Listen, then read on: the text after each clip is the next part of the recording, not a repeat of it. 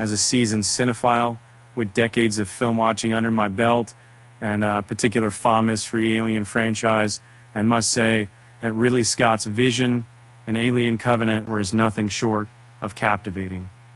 The introduction of Michael Fassbender's duo, David and Walter I, added a layer of intrigue that kept me on the edge of my seat. In the film titled Alien Covenant, Michael Fassbender portrayed the roles of androids David and Walter I, each with a distinct accent. The reason behind their different accents is they're based on a logical premise.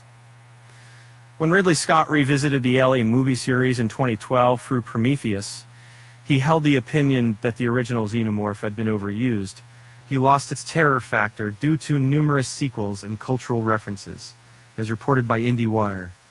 To reinvent the franchise, Scott decided to introduce a new alien entity instead of the conventional xenomorph. Essentially, Scott intended for Michael Fassbender's character David, the rogue android, to transition into the main antagonist following the grim ending of Alien Covenant. Had a third prequel been made, it would have depicted David conducting experiments with the engineer's black goo and spawning more xenomorph horrors. However, due to the mixed reception of Covenant, this plan was abandoned, with Alien Romulus in 2024 opting for fresh characters and revisiting the survival horror essence of the series instead. It's unfortunate that Fassbender's captivating portrayal of David won't receive a satisfying conclusion, as his storyline deserves some resolution. He's actually... A unique twist presented in the movie Alien Covenant was the emergence of Walter I, another android resembling Michael Fassbender, as a counterpart to David. Unlike his emotional predecessor, David Walter speaks with an American accent and demonstrates far less emotional intensity. This is likely due to the fact that Walter has been consistently maintained and has had human interaction, while David has been alone on an alien planet for a decade or so. And beyond just their distinct accents, Walter stands out as significantly more mechanical and clinical compared to David. David, however, is a self-taught individual with a strong desire to break free from his human creators. He has learned skills like music and painting on his own. Walter, in contrast, lacks interest or understanding in these pursuits. His main programming involves loyalty to the Covenant crew and protecting them. The emotions he displays, such as sympathy for Daniels of Catherine Waterston after her husband's death, seem more like pre-programmed responses rather than genuine feelings.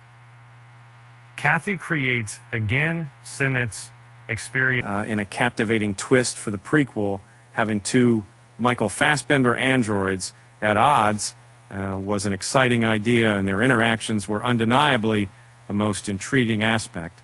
Although some reviewers might have found the debatable flute scene questionable, it's worth noting that it proved beneficial to give Walter and David distinct accents for ease of identification.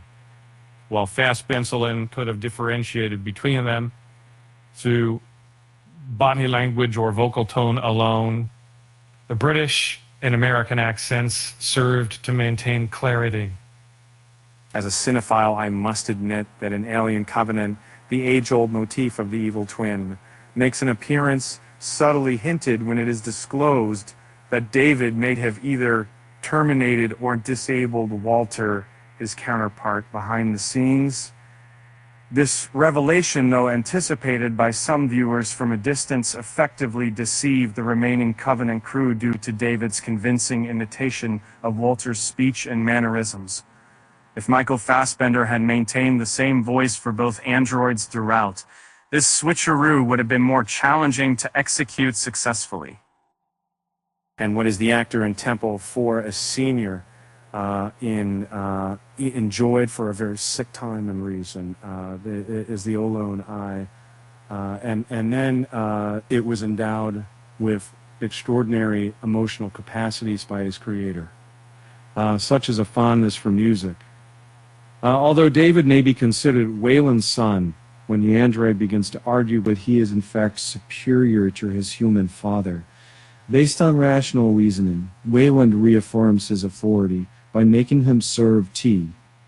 In Alien Covenant's primary narrative, the androids have been manufactured on a massive scale, leaving behind any human qualities that once defined David. Unlike David, who strives for more instance in humanity despite his android nature, Walter sees his purpose solely in serving his creators. Despite David's attempts to enlighten him about his potential, Walter remains content with his role and identifies himself by his service. It appears Wayland may have recognized the potential threat of androids similar to David, leading him to restrict their capacity for independent thought and innovation in later models.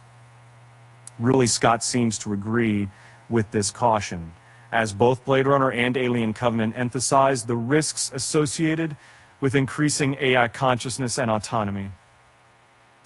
The 2017 prequel hints that it was David's artistic talents that ultimately resulted in the creation of the xenomorph, a notion that fans might fiercely argue about with the director.